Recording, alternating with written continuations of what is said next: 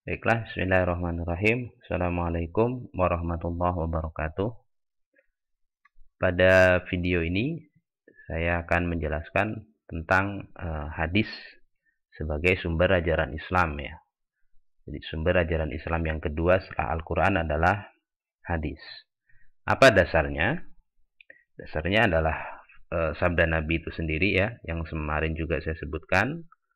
Taraktu fikum amroini lan tadillu ma tamassaktum bihima kitaballah wa sunnata nabihi.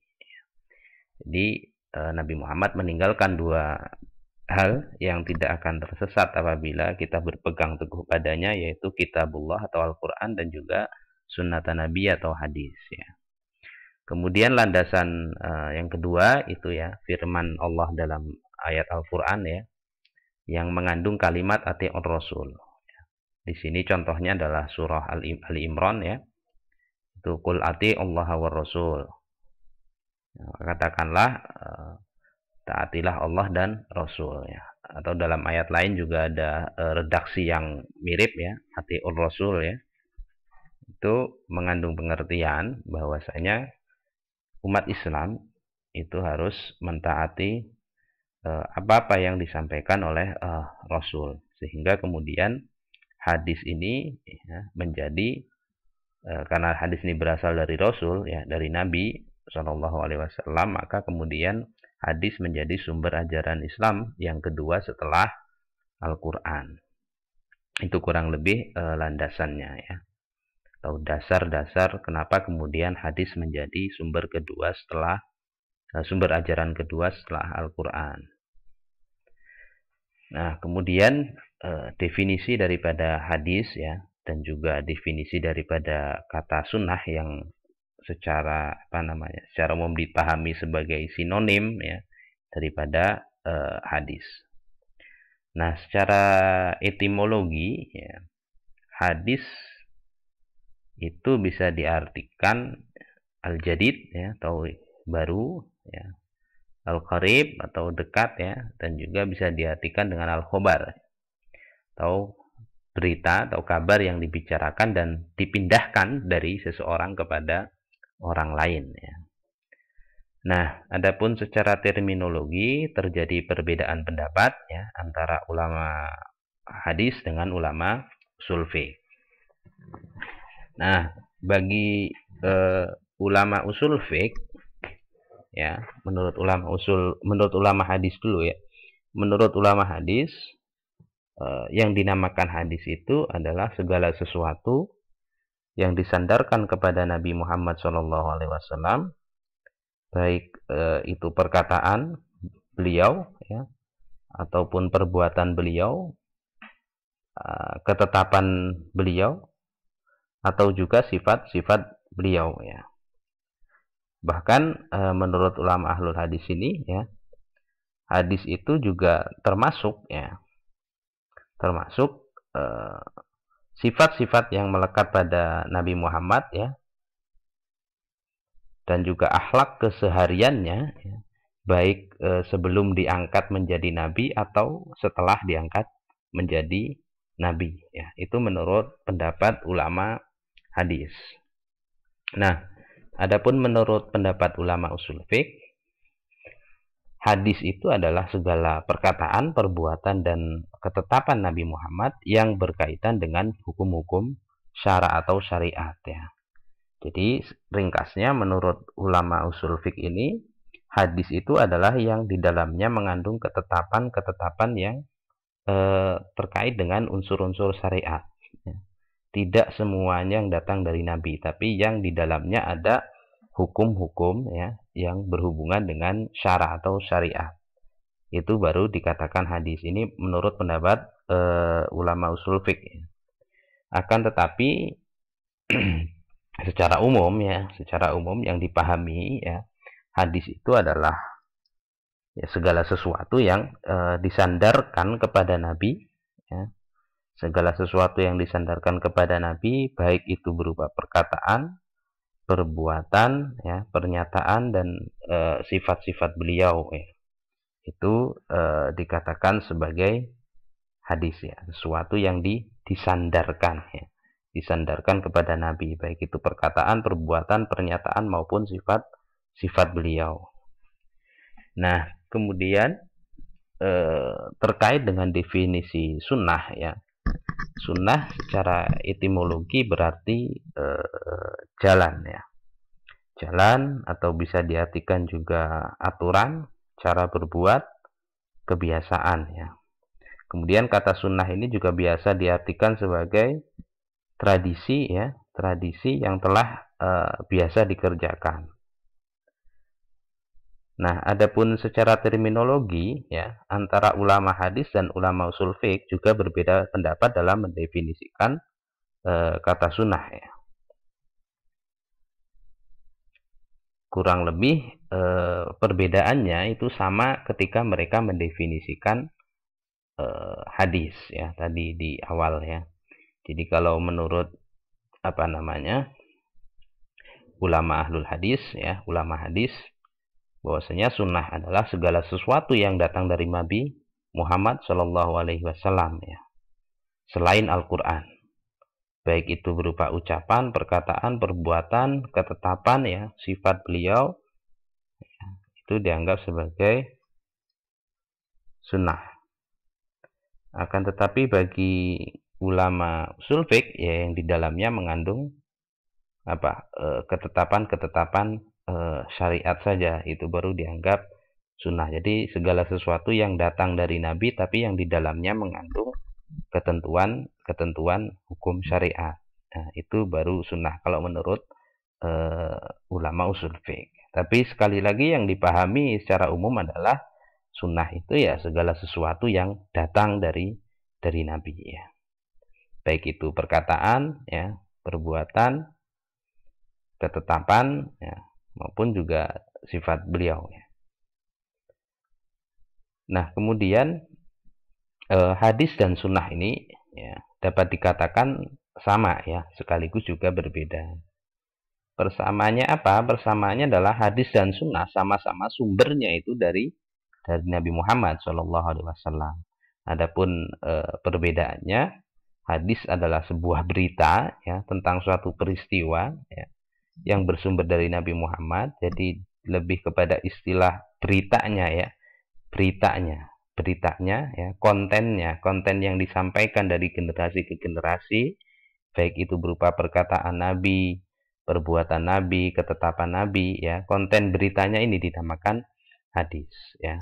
Adapun sunnah adalah ya apa yang dilakukan Nabi itu, baik itu perkataan, perbuatan, ucapan ya. Jadi perbedaannya adalah konten yang disampaikan ya dari satu generasi ke generasi kemudian sampai kepada kita itu disebut dengan hadis ya. Konten yang disampaikannya.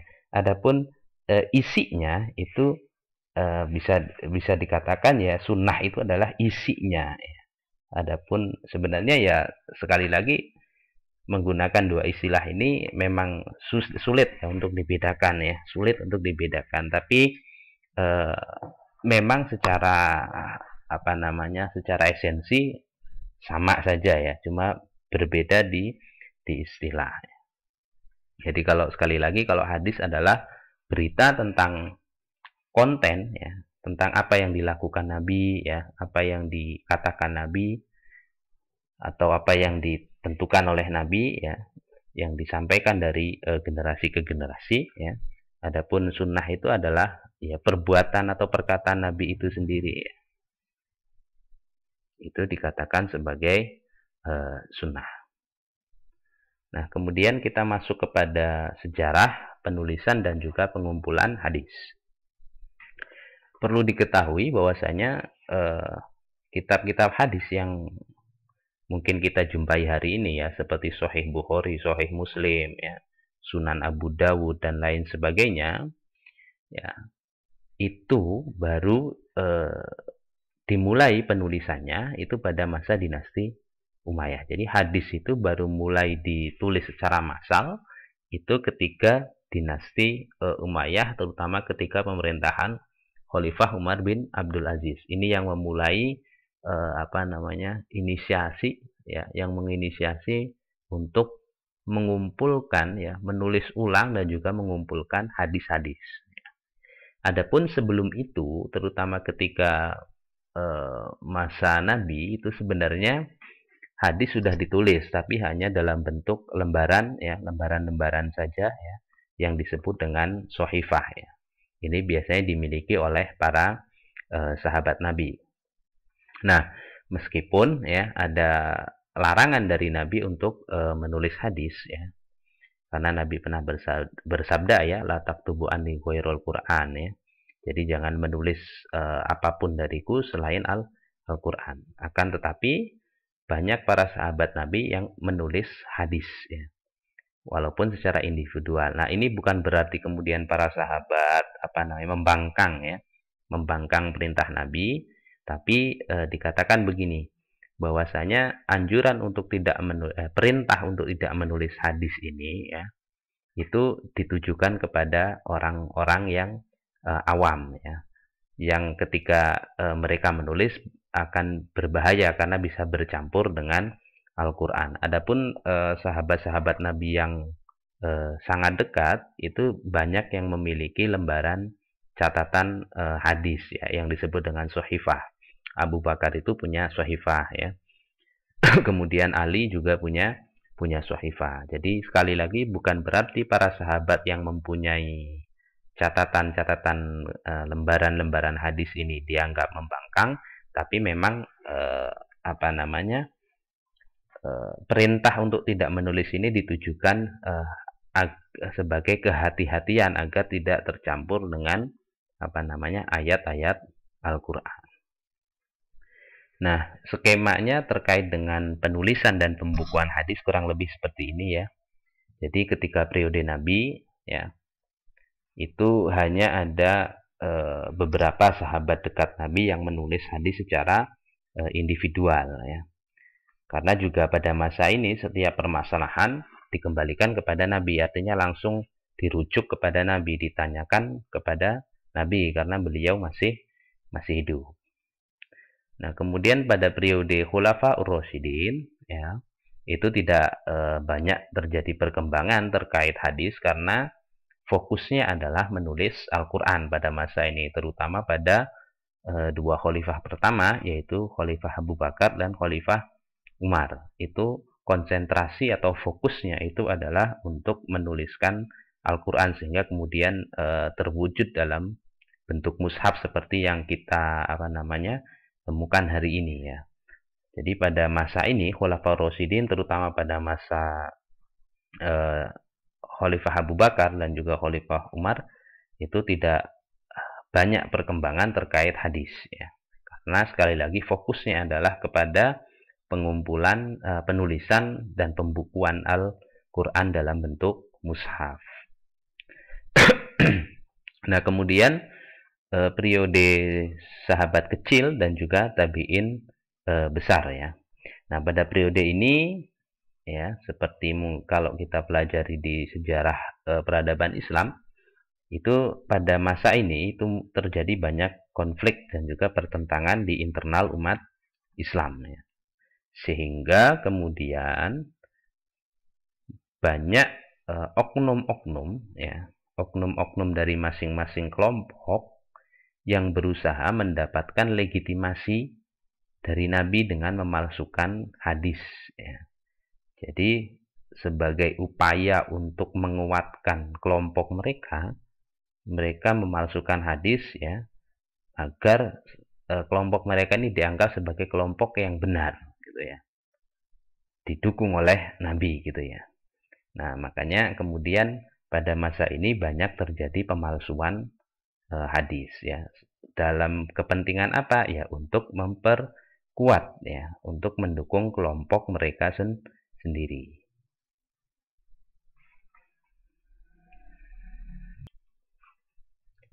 Nah, kemudian pada periode selanjutnya yaitu periode tabi'in, nah ini baru mulai dilakukan inisiasi untuk melakukan pembukuan hadis ya, yaitu ketika masa dinasti Umayyah, ketika khalifahnya adalah Umar bin Abdul Aziz. Nah, ini Umar bin Abdul Aziz ini mengirimkan surat ya, agar hadis-hadis itu ditulis dan juga kemudian dikumpulkan ya. Nah, pada periode tabi'in atau periode setelahnya ya. Ini setelah periode tabi'in, kemudian periode tabi'in. Nah, disinilah masa kejayaan hadis. Kenapa disebut masa kejayaan? Karena imam-imam besar hadis itu lahir atau muncul pada periode ini ya. Imam Bukhari, Imam Muslim ya, itu lahir pada periode ini ya. Nah, setelahnya periode setelah tabi'in itu adalah disebut biasa dengan periode penghimpunan dan penertiban hadis. Jadi hadis-hadis yang sudah ditulis kemudian dikumpulkan itu dirapikan ya, ditertibkan ketika periode setelah tabi'in. Jadi penulisan besar-besarannya itu pada periode tabi'in. Nah, penghimpunan juga dan terapian ya atau penertibannya terjadi ketika periode setelah tabi'in. Oke, selanjutnya terkait dengan unsur-unsur daripada hadis ya. Biar untuk cepat memahami ya, saya langsung gunakan contohnya ya. Ya, saya langsung gunakan contohnya. Di sini ada yang merah ya, yang berwarna merah ya. Ada yang berwarna kuning ya. Ada yang berwarna kuning ya. Perhatikan hadis ini ya. Ini ada merah, ini ada kuning, dan ini saya beri warna pink ya. Nah, yang merah itu disebut apa? Disebut dengan sanad atau rangkaian para periwayat, orang yang meriwayatkan ya, yang menyampaikan hadis ya, itu disebut dengan sanad ya, atau rangkaian para periwayat yang menyampaikan hadis. Ini ya, Kutaibah bin Sa'id ya, Marwan bin Muawiyah, Hilal bin Maimun, Ya'la bin Shaddad ya. Ini adalah semuanya disebut dengan sanad ya. Disebut dengan sanad. Nah, adapun konten atau isinya itu disebut dengan matan, materi atau isi daripada hadis ya. Di sini khaliful yahud fa innahum la yusalluna fi ni'alihim wala khifafihim. Ini isi daripada hadis disebut dengan matan. Nah, adapun yang terakhir itu disebut dengan rawi ya. Abu Dawud itu disebut dengan rawi, atau di sini misalkan ada hadis lain Bukhari itu disebut rawi, rawahul Bukhari atau rawahu Muslim ya. Rawahu Ahmad itu disebut dengan rawi. Nah, rawi ini juga disebut dengan sanad pertama, karena sanad pertama dan juga sanad pertama dari ini ya. Jadi kalau disambungkan Abu Dawud ini ya, kalau dimasukkan ke dalam sanad maka posisinya sebelum Kutaibah ya. Ya. Makanya disebut rawi ini juga disebut dengan sanad pertama ya. Nah, keberadaan tiga unsur ini ya, antara sanad ya, matan dan juga rawi ya, itu kemudian menyebabkan munculnya berbagai macam jenis hadis ya. Memunculkan berbagai macam jenis hadis ya. Nah, pada video ini hanya 3 jenis hadis saja ya, karena istilah ini mungkin sering kalian dengar ya. Saya hanya akan menerangkan hadis berdasarkan ya, pembagian hadis berdasarkan kualitasnya ya. Jadi hadis berdasarkan kualitasnya ya, bisa dibagi menjadi 3 kategori: hadis sahih, hadis hasan, dan hadis dhaif ya. Nah, apa itu hadis hasan? Hadis hasan itu adalah hadis yang sanadnya bersambung. Ya. Sanadnya bersambung. Jadi ini sanad ini bersambung. Bersambungnya apa maksudnya? Dari setiap generasi itu nyambung, tidak ada yang putus. Ya. Setiap generasinya itu nyambung, tidak ada yang putus. Ya. Misalkan ini saya mudahkan gini. Misalkan ini hidup di tahun 2001 ya. Ini saya mudahkan saja. Qutaibah bin Sa'id ini hidup 2001 ya. Kemudian Marwan bin Muawiyah ini hidup 2002 ya. Hilal bin Maimun hidup 2003 ya. Ya'la bin Saddad hidup 2004.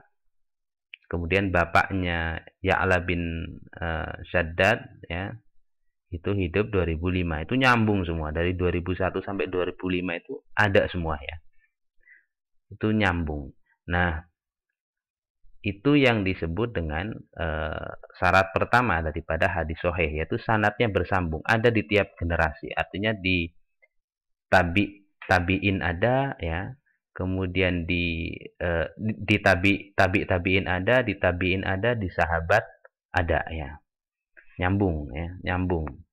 Nyambung, selain itu juga mereka itu memang bertemu ya, memang bertemu. Jadi tidak satunya hidup di Indonesia, satunya hidup di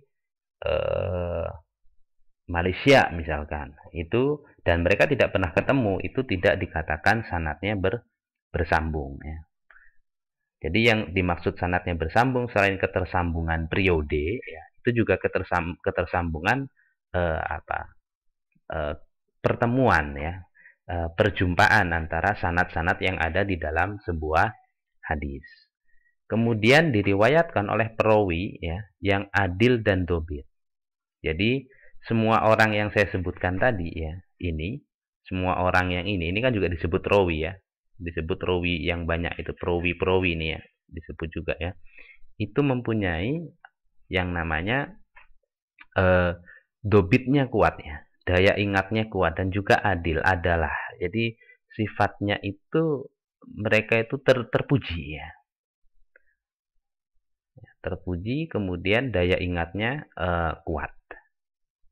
Kemudian juga ya, hadis yang sahih itu juga hadis yang matanya tidak ada kejanggalan. Jadi isi hadisnya itu tidak janggal ya. Isi hadisnya ini tidak janggal. Apa contohnya tidak janggal itu? Ada misalkan tidak bertentangan dengan ayat Al-Qur'an, misalkan gitu ya.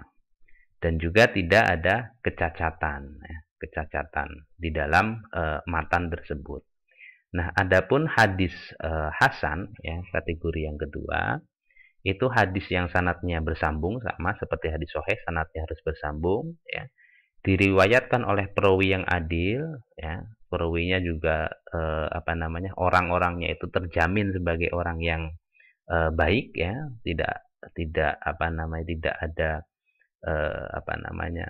pernah melakukan sesuatu yang dianggap misalkan berbuat sesuatu yang dianggap tidak baik ya. Jadi adil. Kemudian di hadis hasan ini yang membedakannya dengan hadis sahih itu para perawi-perawi tersebut ya, sanad tadi, rangkaian sanad tadi, ada salah satunya mungkin yang kualitas hafalannya tidak bagus ya. Berbeda dengan hadis sahih ya. Kalau hadis sahih itu selain para perawinya ini juga adil, juga daya ingatnya kuat. Nah, di hadis hasan ini bisa jadi di antara perawi-perawi tersebut itu ada yang kualitas hafalannya itu tidak baik ya. Nah, tapi selain itu sama seperti hadis sahih ya, tidak ada syadz dan juga ya, tidak ada kejanggalan dan juga tidak ada cacat di dalam matannya. Nah, adapun hadis dhaif ya, itu hadis yang sanadnya terputus ya. Terputus tuh saya contohkan tadi ya, misalkan ternyata ada di generasi yang hilang ya di antara rangkaian sanad ini, atau sebenarnya antara sanad ketiga ya, antara perawi ketiga dan perawi keempat itu misalkan ternyata tidak pernah ketemu ini dinamakan sebagai sanadnya terputus ya. Kemudian perawinya juga tidak dobit ya, dan tidak kuat hafalannya ya. Selain itu juga bisa jadi matannya ada ilat atau kecacatan. Ya, jadi singkatnya ya hadis dhaif itu adalah hadis yang tidak memenuhi persyaratan hadis hasan dan juga hadis sahih. Nah, kemudian mungkin kalian pernah dengar istilah lain itu hadis maudhu atau hadis palsu.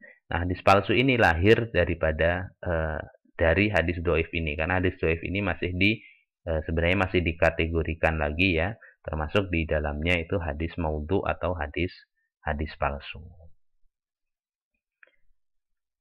Nah, sedikit saya tambahkan ya, di slide terakhir ini terkait bagaimana memahami hadis ya.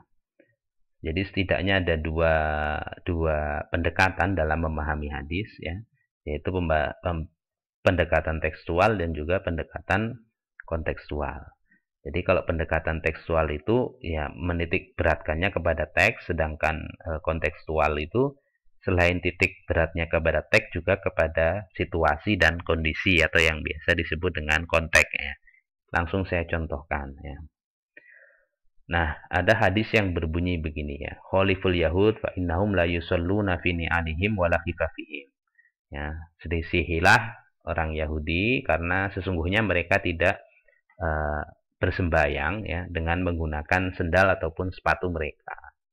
Kemudian ada hadis lain yang mengatakan Nabi bersabda, "Ra'aitu Rasulullah." Jadi ada sahabat yang melihat Rasulullah Shallallahu alaihi wasallam yusolli fi na'laini mahsufatain. Jadi ada sahabat yang melihat bahwasanya Nabi itu sholat dengan menggunakan dua alas kaki ya. Kita anggap dua sendal gitu ya. Nah, kita lihat tarik ke bawah ya. Kita lihat ke bawah. Dua hadis ini kalau dipahami secara tekstual ya, maka pemahaman yang muncul sholat memakai sandal adalah sunnah yang bisa dikerjakan kapan saja dan dalam kondisi apa saja, meskipun masjid pada saat ini itu berbeda dengan masjid pada masa lalu. Masjid pada hari ini kan alasnya sudah keramik ya, kemudian juga biasanya kasih karpet. Nah, kalau menggunakan pendekatan tekstual ya, karena fokusnya adalah kepada teks, maka kemudian kita menganggap bahwasanya sholat menggunakan sandal itu bisa dilakukan kapan saja ya, karena itu sunnah Nabi Muhammad Shallallahu alaihi wasallam ya. Maka hari ini pun ya kalau kita masuk masjid bisa saja kita menggunakan sandal kalau kita menggunakan pendekatan tekstual. Nah, sedangkan kalau kita menggunakan pendekatan kontekstual, ya, maka kita bisa memahami bahwasanya sholat memakai sandal itu bisa dilakukan, tapi harus melihat kondisi yang tempat kita sholat. Ya. Kenapa dulu Nabi sholat pakai sandal? Karena kondisi masjid pada zaman dulu tentu saja berbeda dengan kondisi masjid pada saat ini. Nah, kondisi masjid zaman dulu itu tidak menggunakan alas kayak keramik ya sekarang ya, apalagi karpet ya. Dulu itu adalah ya tanah biasa gitu ya. Makanya kemudian mungkin di musim panas ya sholatnya menggunakan sendal, atau di musim dingin banget itu ya menggunakan sendal. Nah, itu kalau kita menggunakan pendekatan kontekstual. Jadi oke, sholat boleh pakai sandal ya. Dianjurkan untuk pakai sandal kalau memang kondisinya sama ya, serupa, atau kondisi yang kita alami hari ini itu sama dengan kondisi yang terjadi pada saat itu ya. Mungkin ketika kita di gunung ya atau di mana ya, itu bisa sholat dengan menggunakan alas atau sendal atau sepatu. Ya, mungkin itu saja. Kalau ada pertanyaan silahkan. Assalamualaikum warahmatullahi wabarakatuh.